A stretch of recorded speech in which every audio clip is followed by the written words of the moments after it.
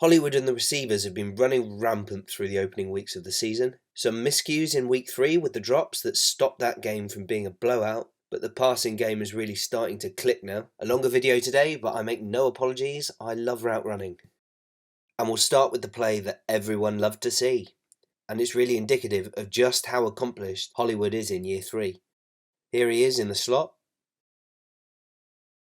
And we'll watch it first. Beautiful route.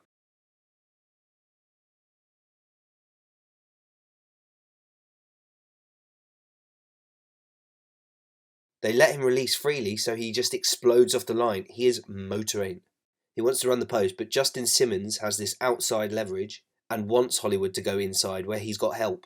Hollywood closes the space and threatens the post after he clears this underneath defender. But then he throws in this outside head fake with a slight angle change to his stem and forces Simmons to start the speed turn, and then he breaks in the blind spot. And look where he is when Lamar throws this ball. He's on the 23-yard line. And he sprints underneath it. Great throw and an amazing catch. The magic of this route is how Hollywood uses his stem to come open. Being able to cut and fake while flying is a massive skill, and it speeds up a defensive back's process. I'll just play the stem a few times at full speed because cutting it up makes it hard to see just how impactful this head fake is.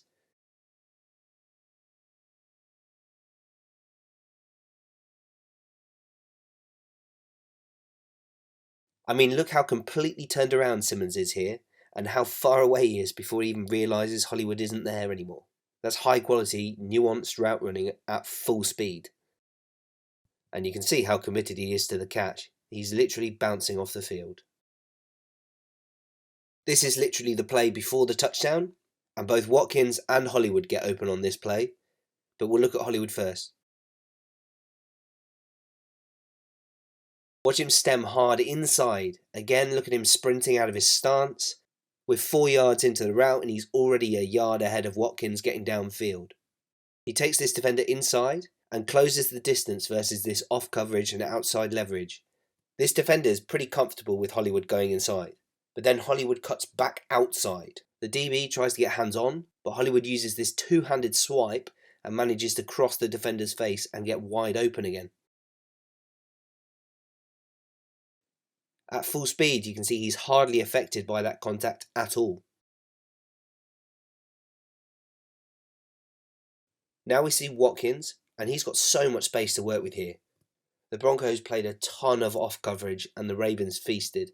Watkins stems hard enough upfield to stop Satan sitting on anything underneath. You see Satan open up his hips, and Watkins sits down and breaks inside on this dig, and as Satan breaks on this dig, Watkins actually whips back outside and he's wide open as well. But this ball gets tipped. This was at the very beginning of the game, and this is a very similar route by Hollywood to the one he scored on, and I love this combination versus the coverage. Again, he's flying off the line, and he wants to run the post versus Satan, who's maintaining outside leverage again. He stems hard outside to really challenge that leverage, and breaks inside having created some space. Satan does a really good job actually of opening up and staying in phase, but with all this space to run into, this is certainly a makeable deep shot. I think Lamar's trying to flatten him more across the field with this throw so that he can stack Satan, which he does, but slightly undercooks the throw and it falls incomplete. A better throw, and this is another massive gainer early. But I think you see Hollywood see he didn't get the defensive back to bite on the outside stem this time. So you see how he changed his stem on the touchdown throw, with the more vertical stem and the outside fake before breaking. The Ravens were killing the Broncos on play action all day, and here's play action from under centre, which we don't see a ton from the Ravens. Let's look at Watkins this time. Only a two-man route concept with Watkins and Andrews, and then Tomlinson and Murray leaking out late. The Broncos were committed to not getting beaten by the run, so you get these linebackers and even the safeties massively biting on the pulling guards and the back. This corner's giving Sammy outside leverage, so he attacks that leverage just enough to widen the corner slightly closer to the numbers. And then a beautiful cut to break in, and he accelerates out of the break, and Lamar layers that ball over the linebacker and the safety. We'll look at a couple of RPOs now. The Ravens, despite lots of media punditry saying otherwise, haven't actually used a ton of RPOs in the passing game, but we saw some against the Broncos. Hollywood motions across, and I think you can see there's a little confusion in the Broncos defense. We get the tackle and the guard pulling, which pulls the linebackers up. Normally you're reading this linebacker in an RPO. I think we're actually reading this edge.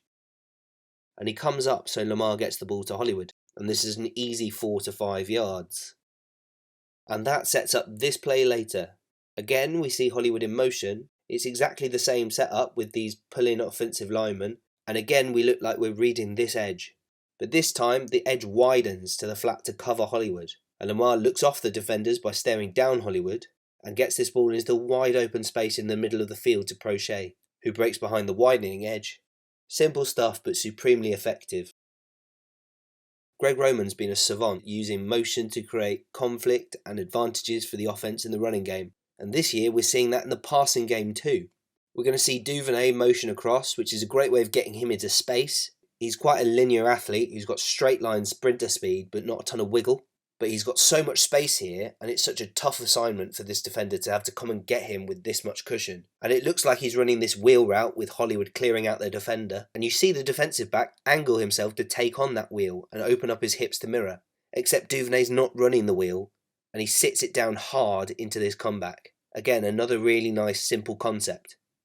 But look how efficiently he sits down here. 1, 2, 3, and then he's breaking. And you've consistently seen Keith Williams, the pass game specialist, having the Ravens receivers practicing this specific element over and over and over again throughout the off-season. And you can see Keith Williams work again on this route by Duvernay as well. Watch this diamond release.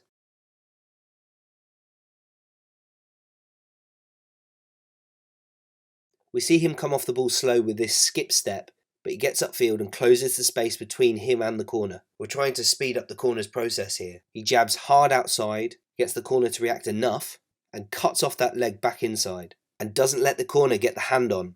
Look at the rip to stay clean and break inside on this slant, and stack, and make the catch. And this stuff matters because no one's catching Duvernay once he can open up. And we see that here. This corner's giving up a massive cushion and holding inside leverage this time. To be fair, it's not the most efficient backpedal from the defensive back. He closes this space in a hurry, but Duvernay breaks and leaves this DB in the dust, who you can see stumbling. Lamar overthrows slightly. But I think Duvernay kind of slows down as he looks over his shoulder here, rather than carrying that speed before accelerating. Another example of his stiffness. Maybe you'll disagree, but I think if he keeps running, he can get under this ball. But just an example of how when you give him that kind of space, he'll blow by defensive backs. Just for comparison's sake, look at him and Hollywood here. Now Hollywood's not driving off the line like he has done earlier, so not a completely fair comparison, but Duvernay's beaten him out of the blocks on this play. And Hollywood comes open too, albeit Lamar's already thrown this go ball. It must be said that Denver did not set up their defensive backs to succeed on Sunday. They were obsessed with not getting beaten on the ground and let the receivers run riot all day, and didn't adjust. Prochet had a nice day, and he was clearly pumped up about finally being involved in the offense, but there is something here to be improved on. Lamar sees this 3v2 on the right side of the formation, and I think he knows this is going to Prochet the whole way pre-snap. Prochet breaks in, and Lamar hitches, but for some reason Prochet settles behind this linebacker, which forces Lamar to double clutch, and then triple clutch, before Prochet finally works his way beyond the linebacker to come open. At which point Lamar can't step up and has no room in the pocket to drive this ball properly. Prochet makes up for the mistake with a great shoestring grab. From the end zone angle you can see if he continues his route rather than settling, he comes into the throwing window, and this ball comes out on time and he's got tons of grass to run into after the catch. But it's a great adjustment to the low throw. I'll finish up with another Hollywood grab. Surtain again has outside leverage, so Hollywood just takes the inside. He stair steps to take Surtain upfield to create space underneath for Andrews on the crosser, and I think Surtain feels that stair step, and you can see him reading Lamar, so he comes off the route. Now Lamar is clearly looking for Andrews here on the crosser, but he manages to hold on to this ball now that Surtain has cut off this route, and Hollywood just keeps working through the space while Lamar resets, and Lamar drives the ball to a spot to pull Hollywood back to the ball and away from the defender. Their chemistry is so good. I'd honestly have liked to see him just open up and try and beat him outside, but I can't really complain about him going for the Duke. Hollywood's on fire at the moment. He's one game of poor drops away from being in like the top 2 or 3 wide receivers in terms of yardage, and that's still despite being 37th in targets and on a team that's still in the bottom 10 in the NFL in passing attempts. But this receiving core behind him is coming into its own too.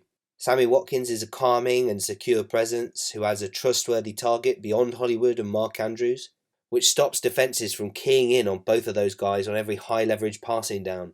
Prochet and Duvernay are playing nice complementary roles, adding different dynamics to this attack, and all this before Rashad Bateman enters the picture. I think this is truly the most talented and dynamic receiving core the Ravens have ever had. Thanks for watching, and I'll see you next time.